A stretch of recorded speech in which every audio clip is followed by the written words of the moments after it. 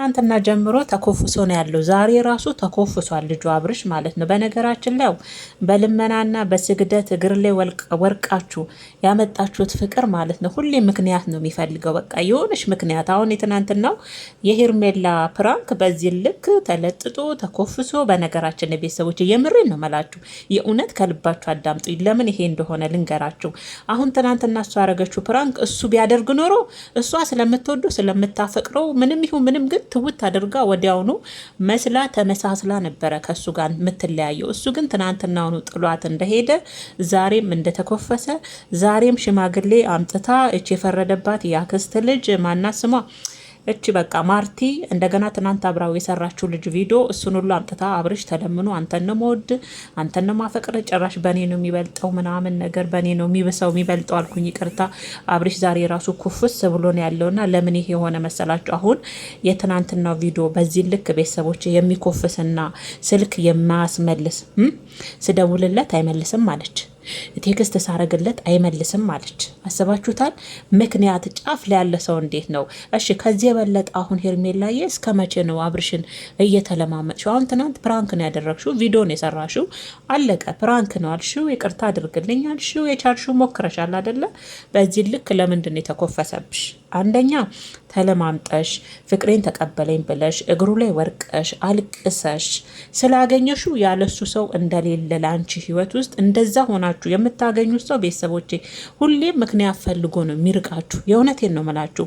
በተለይ ደግሞ የሆነች ነገር በተፈጠረች ቁጥር ስልክ አነሳ ቴክስት ስታደርግለት አይመልስም። በቃ ጅንን ነው የሚለው። ምክንያቱም የሆነ ተለምኜ ነው የተገኘሁት ነገር እግሬ ላይ ወርቃ ፍቅሬን ተቀበለኝ ብላ አልቅሳ የመጣች ሴት አይደለች እንዴ? እኔ አብርሃም እኔ አባቴ ልጅ አይነት ነገር ከምሬ ነው የምላችሁ ቤተሰቦች። እንደዚህ አይነት ወንዶች ሁሉም እንደተኮፈሱ ራሳቸውን እንደቆለሉ ነው። እና አሁን በሄርሜላ ያየሁት እሷ አንድ ቀን እሱም ባታገኝ እንትን ባይመልስላት ስልኩን ባይመልስላት ቢቀር እንዴት ሆና ማርቲ ናት ደውላ አስመጣችሁ። በነገራችን ላይ አንቺም መዋሸት ጀመርሽ እንዴ ማርቲ እያለ ተኮፍሶ ደረቱን ነፍሶ ምናምን እጁን አጣጥፎ ምናምን ቆሞ ሰላምታ ሁሉ አላላትም። ማረ ሄርሜላ አሁን የትናንትናው ቤተሰቦች እንደፈለገ ነገር ይሆን እሷ ብትሆን ትታው በቃ ተሳስመው ተላልጠው ምናምን ነበረ የሚለያዩት። የመሬ ነው ስለምትወዱ ስለምታፈቅረው እግሩ ላይም ወርቃ ለምና ልክ ቤተክርስቲያን እንደሚሳለም ሰው እግሩ ላይ ወርቃ አገኘችው። ፍቅር ስለሆነ ያን ፍቅሯን ማጣት ስለማትፈልግ የፈለገ ነገር ቢያጠፋ የፈለገ ጥፋት ቢያጠፋ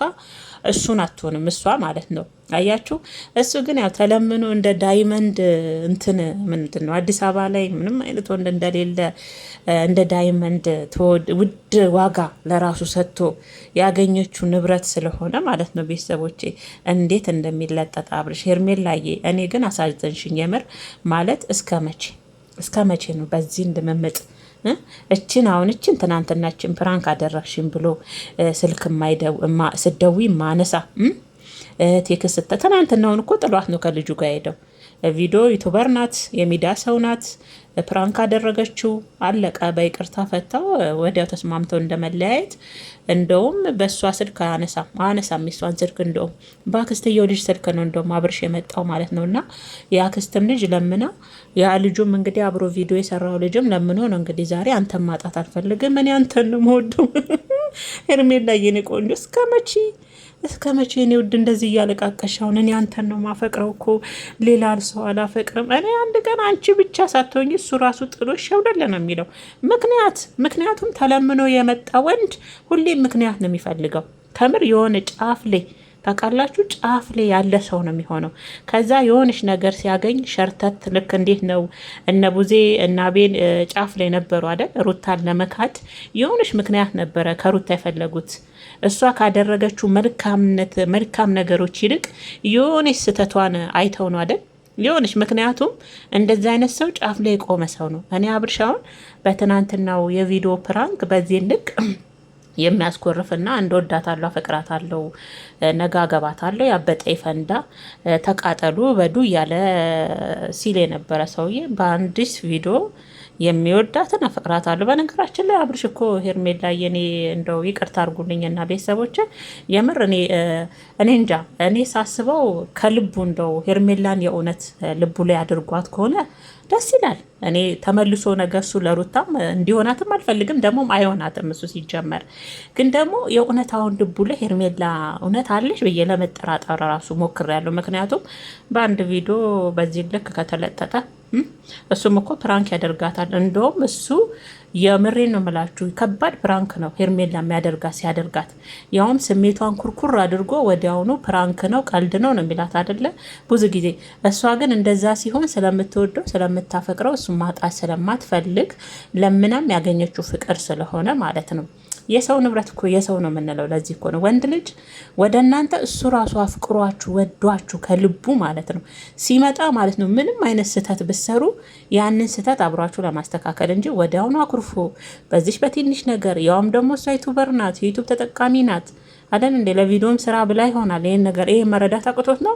ትናንትና ጀምሮ እንግዲህ ትናንት አፈቅራታለሁ ወዳታለሁ ምንም አታመጡም እኔና ከኔ ለሷ እሷ ለኔ ናት እያለ ሲላት የነበራችውን ሴት ዛሬ ራሷ በሽምግልና ለትናንትና ፕራንክ ሁለተኛ የለመደኝም ማለች። አብርሽዬ አንተን ነው መወድ ሁለተኛ የለመደኝም በቃ ይቅርታ አድርግልኝ በእናት ደጋገመችው። ልጅ እኮ የትምህርት ቤት የድሮ ጓደኛዬ ነው። ብትወጁ ኖሮ እንደዚህ ቢወድሽ ኖሮ እንደዚህ እንድትለማመጩ አደርግሽም ነበር ሄርሜላ።